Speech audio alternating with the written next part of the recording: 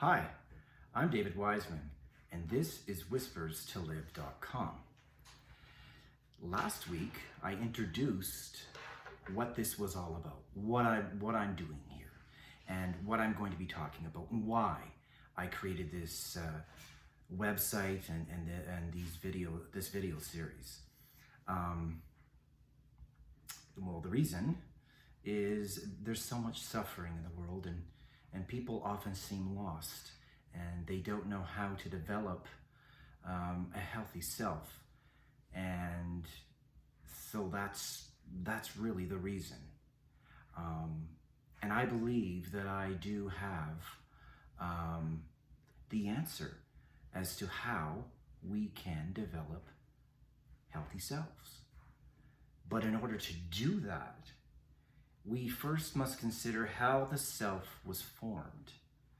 And so that's what we're going to start doing, okay?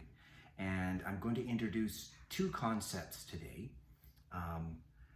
that are critical in the development of the self. And these concepts, it's within the context of understanding these two concepts that the self actually develops. And it's a lifelong experience of these two concepts. Okay, so, or conditions. And the first one is vulnerability. So what does vulnerability mean? We're going to talk about that. The second one is vigilance. And what does that mean? I'll talk about that too. So, vulnerability. According to the English Oxford Dictionary, vulnerability is, one second here, the quality of state of being exposed to the possibility of being attacked or harmed, either physically or emotionally. I'll read that again. The quality of state of being exposed to the possibility of being attacked or harmed, either physically or emotionally. Now, vigilance, according to the English Oxford Dictionary, is defined as the action or state of keeping careful watch for possible danger or difficulties. That is the action or state of keeping careful watch for the possibility of danger or difficulties. So it's within the context of vulnerability and vigilance that the self begins to be formed. So let's consider that. Let's go way back to when we were first physically created, okay, in our mother, all right? When the sperm entered the ovum, okay, the embryo was extremely vulnerable.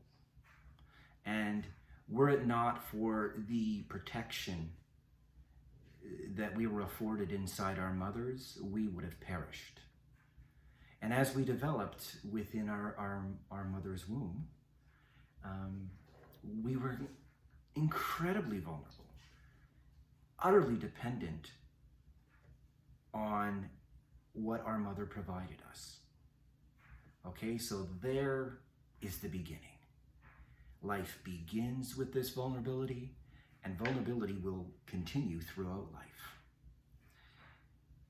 So then, when we're born, and we're thrust into this world, now separate from our mother, but still utterly dependent on our caregivers. Without the care and attention that was provided by our caregivers, we would have perished. We were extremely vulnerable. Now, let's introduce the concept of vigilance. When an infant is near its mother, the infant can detect where the breast is by smell.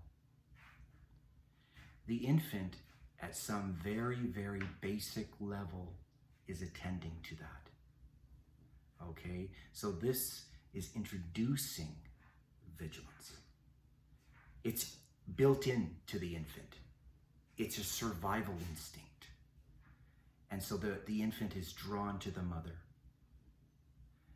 drawn to the caregivers, drawn to the smell of his or her mother and the sound of the caregiver's voice. Very, very beginning of these two contexts.